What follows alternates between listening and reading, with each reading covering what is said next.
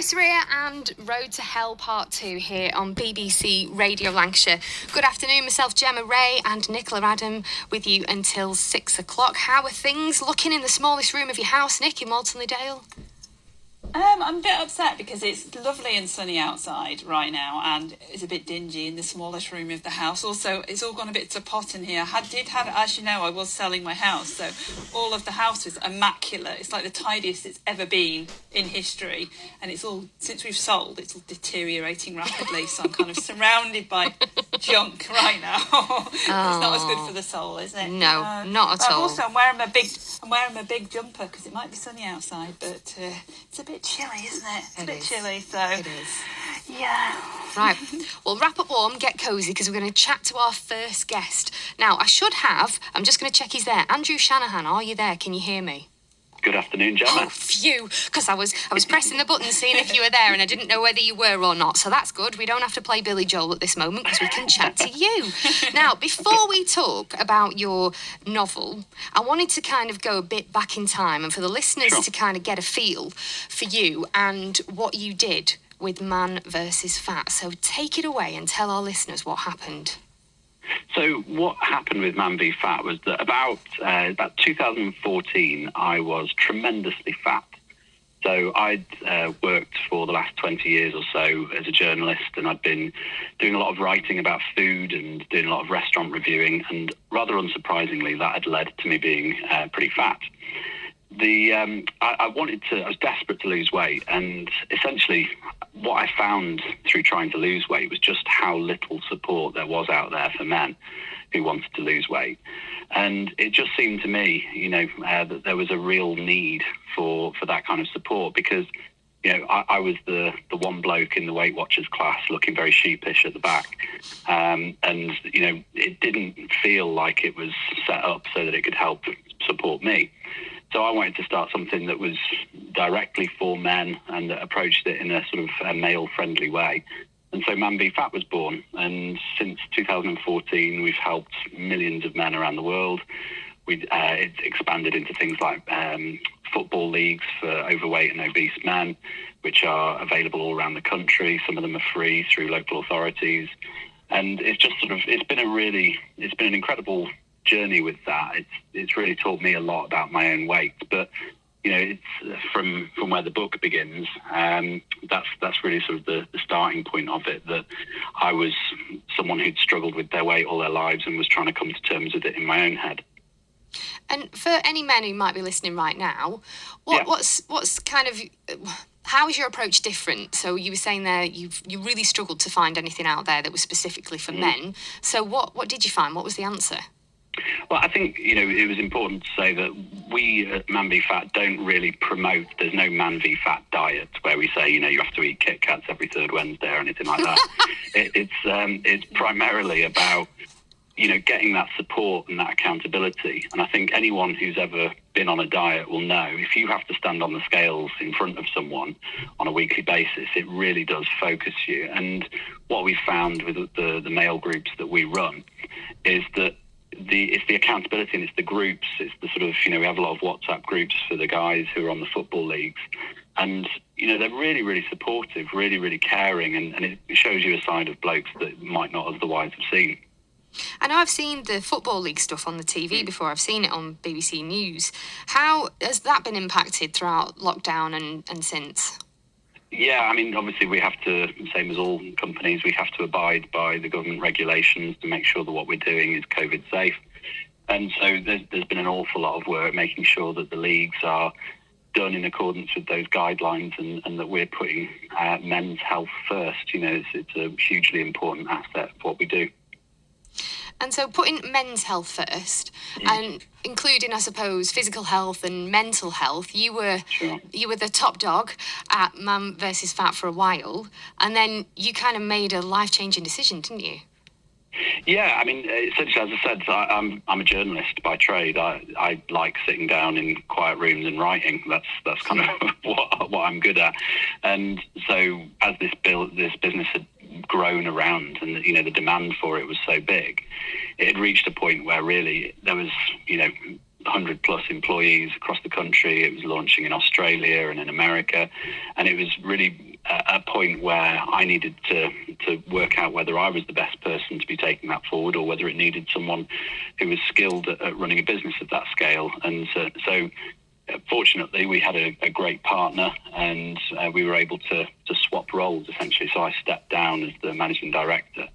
And I think that, from a weight point of view, certainly what we find with guys is that work stress and the things that go along with that is often a massive part of why their eating might be out of control.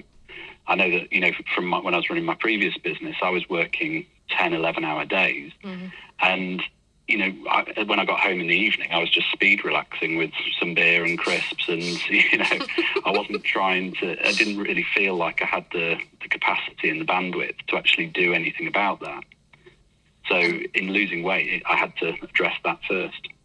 I love that. Bandwidth. It's a word that keeps coming up for me this week. It's a great word. It really is. And speed relaxing with beer and crisps. I love that. We've all done that. Maybe not with beer for us, but we've all done that. That's brilliant. And so you step down, and then you've pivoted, I suppose, is that word that we've used too much in 2020, and decided, I'm going to write a book. Yeah, I had some space and some time and some headspace when I'd finished working for Man Be Fat. And I've written a number of non-fiction books. So I was aware of the process of writing books, loved doing it. And as I say, it fits in well with my temperament of sitting quietly in a room.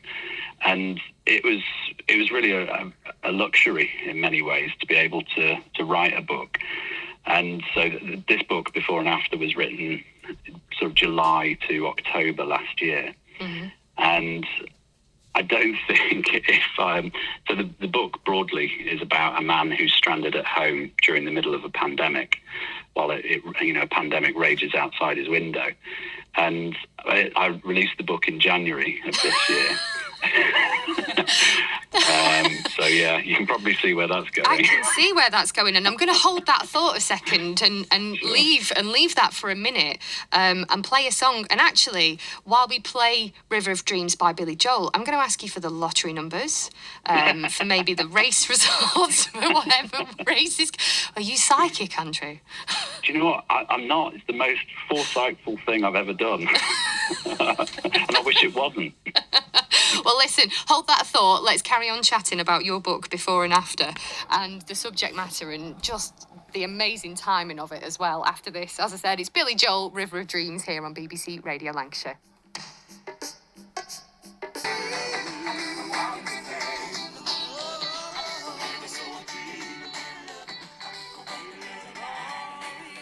Billy Joel, River of Dreams, here on BBC Radio Lancashire. Good afternoon, Gem and Nick with you until 6 o'clock. And right now we're joined by Andrew Shanahan, who established Man v Fat, which is a global weight loss movement for men. And from his own journey and his own story, he's gone on to write a best-selling sci-fi thriller that blends healthy living and lots of dying. It's called Before and After. And Nick's got some questions for you, Andrew.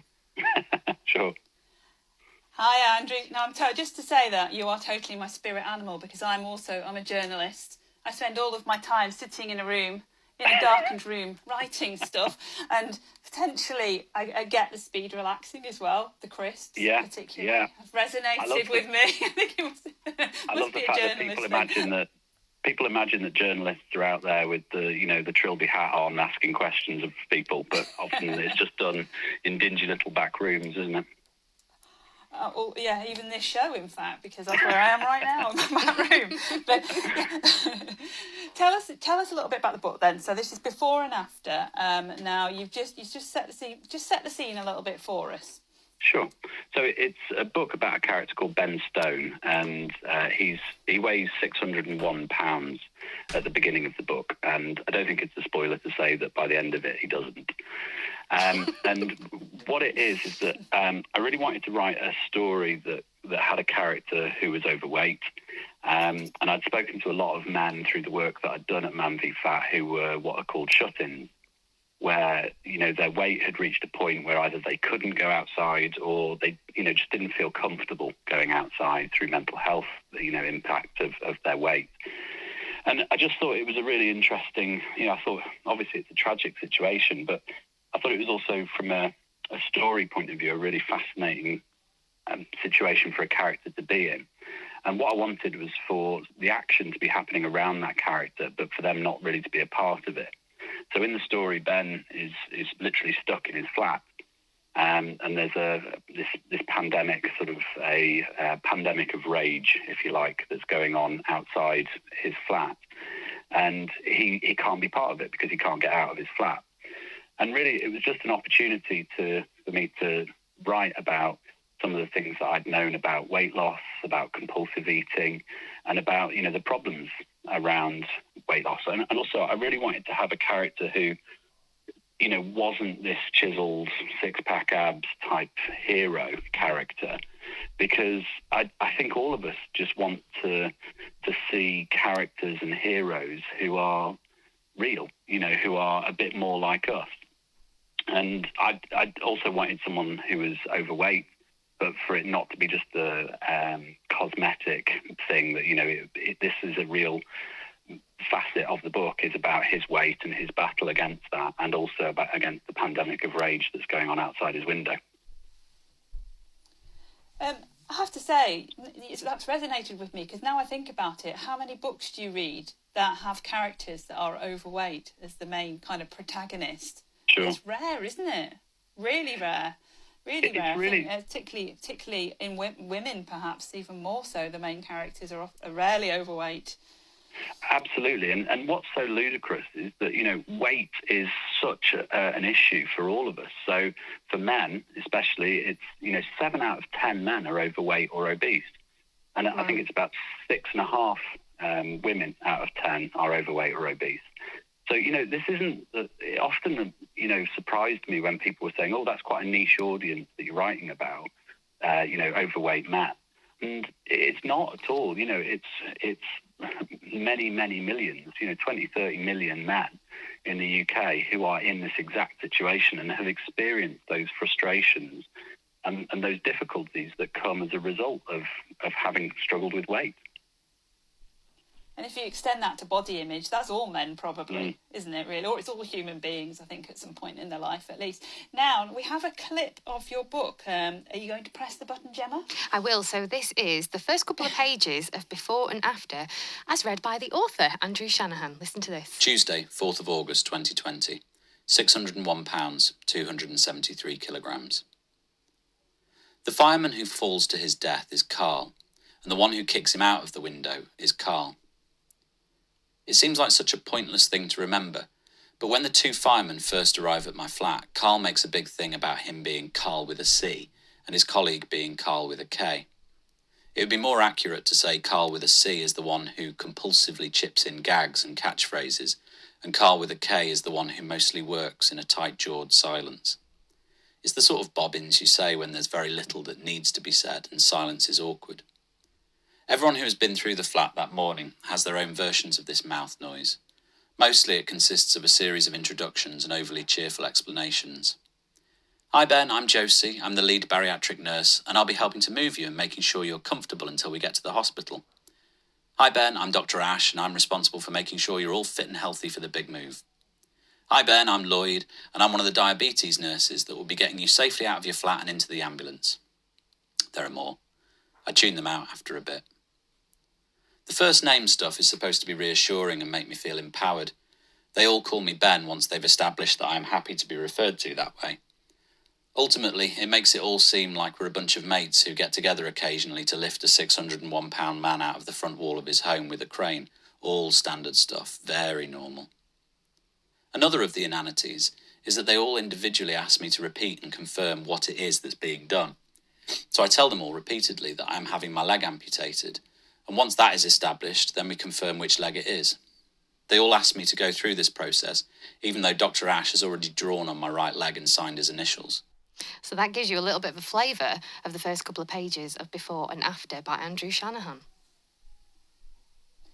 That sounds incredibly powerful, actually. I think that'll, resonate with so many people, because it's just, it just takes one step, doesn't it, for weight to become like a real health issue for people. And I think that's where it's kind of that point it really affects people's lives. Why did you want to write this at this point in your life? Obviously, you've gone through your own battle, but what made you think, right, okay, I want to write this into fiction? That's a good question. I think for me, it was the fact that the sorts of books that I'm interested in and the sorts of ideas that I'm interested in would often be termed science fiction because they're about big what ifs. What if this happens? Where is this particular trend going? And for me, it just feels like we're only beginning to start thinking about this issue around, as you said, body image, weight, and how that impacts people. And I think that we as a culture, and culturally, we need to start trying to use stories and use, the arts to try and get a better insight into weight issues, really, because I think that it's so important. And I think that one of the truths of weight loss is that until we have a more compassionate understanding and a more sympathetic understanding of that situation, I don't think we're going to progress much with it as such a big issue. They reckon that it costs the NHS around $6 billion a year to deal with conditions related to weight. And that's not something that can go on. And we need to try and work out how to have a better approach to weight loss and to managing those things. And this was sort of part of my thinking behind it, really. Honestly, we could talk forever about this. Unfortunately, though, we've kind of come to the end and run out of time. I'm absolutely gutted. But I wanted to read one of the reviews that comes up from Jane Almond Deville from the British Obesity Society, who's reviewed your book and said, a big fat 5 stars, of course she has. This is a horror story. It's a visceral portrait of addiction and the hope of redemption in a world turned mad by hate and fear. The worst thing is that it is true, a must read. And then somebody else has said, I love this book. It's like Shaun of the Dead with a weight loss twist. Which I thought was an absolutely brilliant way to describe it. But so we're talking to Andrew Shanahan. We're talking about his book, the sci-fi weight loss amazing action story called Before and After, which is available online and in all good bookshops at the moment. But Andrew, thank you so much for joining us here on the show on BBC Radio Lancashire. Thanks ever so much for having me. Loads of food for thought. Thank you, and we wish you all the best with the book. Are you planning on writing another? Yes, I'm currently working my way back into that dingy room to write another book. Brilliant. And if people want to find you on social media, where can they get you? Yeah, I crop up variously on social media. So on Twitter, I'm at Nervous Crying. You can find me on Facebook and Instagram as Shan is writing. And if anyone wants to find a quick link to the book, it's just helpbiscuits.com. Say that again. Helpbiscuits.com. Helpbiscuits.com. Brilliant. That's right. Absolutely brilliant. I've absolutely, thoroughly enjoyed talking to you this afternoon, Andrew. Thank you so much for being on the show. Thank you. Bye. Bye. When we were young and still in